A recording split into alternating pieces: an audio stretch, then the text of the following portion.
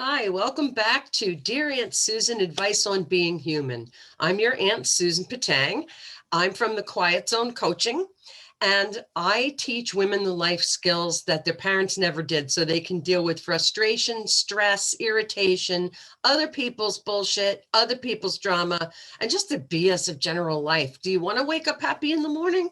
Come on down, www.thequietzonecoaching.com. There's your commercial. Okay, today we are going to talk about the most important human values. Well, why is it important to have values anyway? Why is it important to define them or to even think about it? When we are clear about what our value system is and we define what we think the values that we need to have as human beings are, what we think is valuable to us as traits, we can base our behavior on those values. When your values and your behavior don't match, it creates something called cognitive dissonance. And that just means that your conscious mind and your subconscious mind are duking it out. Okay. And that makes stress. Okay. That's one of the biggest things that creates stress in our lives. For example, if you're working for an employer and your boss says, well, I want you to tell the client this, but you don't think that that's the right thing to do, that's going to create cognitive dissonance because what you think the right thing is to do is in conflict with what they're asking you to do.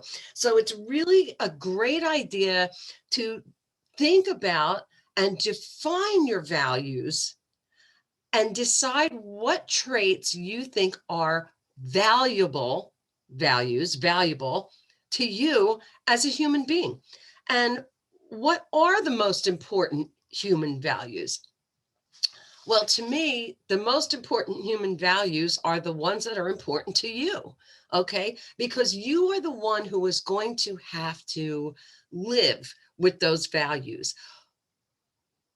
As long as you are not hurting yourself and you are not hurting someone else and you are willing to accept the consequences of what you do, you can create any value system that you want. And that is what the most important parameter of human values is that you don't hurt yourself, anyone else, and you're willing to accept the consequences of what you do. But when it comes to the actual values themselves, I got to show you this. I got this from a friend of mine. She found it online somewhere, and it's a values exercise.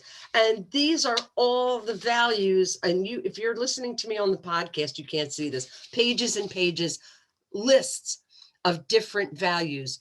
And in this exercise, they want you to take this list and narrow it down to 5. And I just think that's hilarious because I have a lot more than 5 on my list. But a lot of the values that the most common values that people choose are things like honesty, reliability, kindness, and compassion, hard work, curiosity, creativity, logic, commitment, being open-minded. There's a million, anything that you could possibly think of. So it can be really hard for us to determine what it is that we think is important to us. One of the exercises that I have my clients do when I first start working with them is to sit down and I give them a week to define what their values are. What are the things that they think are important to them? And the most important ones are the ones that you feel are true and honest to what you really believe inside. When I was a kid, I was raised in a super, super religious household. And as I grew up, I just assumed that the values of that religion were going to be important to me. And as I became an adult, I said, wait a minute, I don't think that's important. Okay. But I do think this is important. And I created my own list of values and I made sure that my behavior fell within the parameters of those values.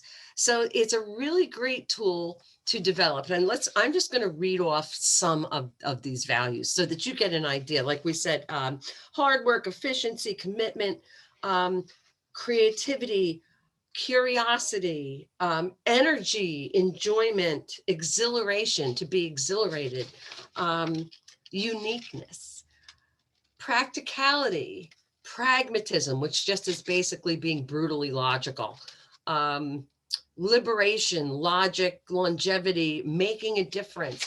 One of my clients, the next part of that exercise that I give them is I ask them to take those values and then create statements that say, here's the person that I want to be. So some people said, yes, I want to be kind and compassionate. I think probably about 90% of human beings put that down. I want to be kind and compassionate. One of them said she wants to be impactful on the people in her world in a positive way. Another client told me that she wanted to be strong and self-assured, and she wanted to feel comfortable in her own skin. One of my clients, and this one is my favorite, she said to me that she wanted to be the kind of person her dog thinks she is. Who wouldn't want to be that person, right? If you have a dog, you know what I'm talking about. So take some time, go online, search for examples of values, search for values exercises where you can find lists of values and try to narrow them down. If you would like some help doing that, I would be more than happy to help you. Go to the www.thequietzonecoaching.com, and you can sign up for a free life skills assessment session.